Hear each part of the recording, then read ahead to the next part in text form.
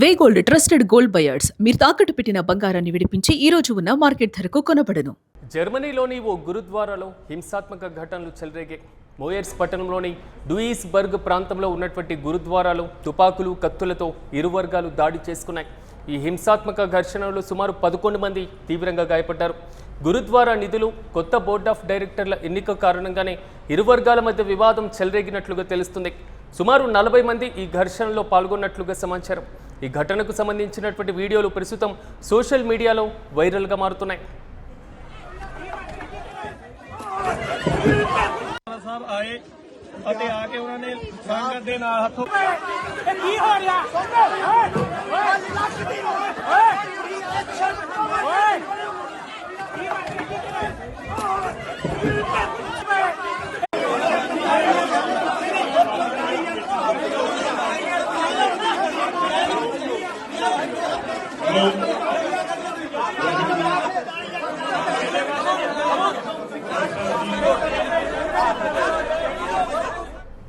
గురుద్వారాకు ఇటీవలే ఒక కొత్త బోర్డు ఎంపికైంది.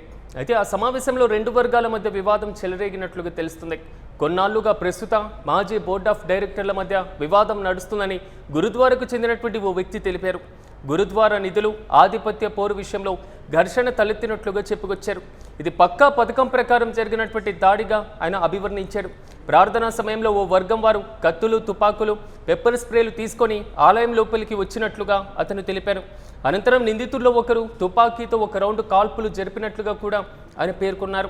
మరికొంతమంది ప్రత్యర్థుల కళ్ళలో పెప్పర్ స్ప్రే కొట్టి కత్తులతో దాడికి దిగారని ఆయన వాపోయాడు.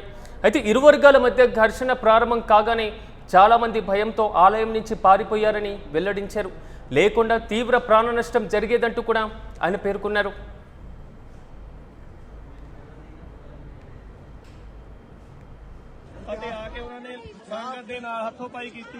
ਗੋਲਕ ਉੱਤੋਂ ਪੈਸੇ ਚਾਹੀਏ ਤੇ ਅੰਦਰ ਵੈਪਨ ਲਿਆ ਕੇ ਉਹਨਾਂ ਦੁਆਰਾ ਫਾਇਰਿੰਗ ਕੀਤੀ ਗਈ ਸੰਗਤ ਦੇ ਉੱਤੇ। ਸਾਰੀ ਸੰਗਤ ਬਾਹਰ ਖੜੀ ਹੈ। ਸਾਰੀ ਸੰਗਤ ਦੇ ਉੱਤੇ ਪੈਪਰ ਸਪਰੇ ਦੀ ਵਰਤੋਂ ਕੀਤੀ ਗਈ, ਫਾਇਰਿੰਗ ਕੀਤੀ ਗਈ ਅਤੇ ਕਿਰਪਾਨਾਂ ਦੇ ਨਾਲ ਸੰਗਤਾਂ ਦੇ ਉੱਤੇ ਹਮਲਾ ਕੀਤਾ ਗਿਆ।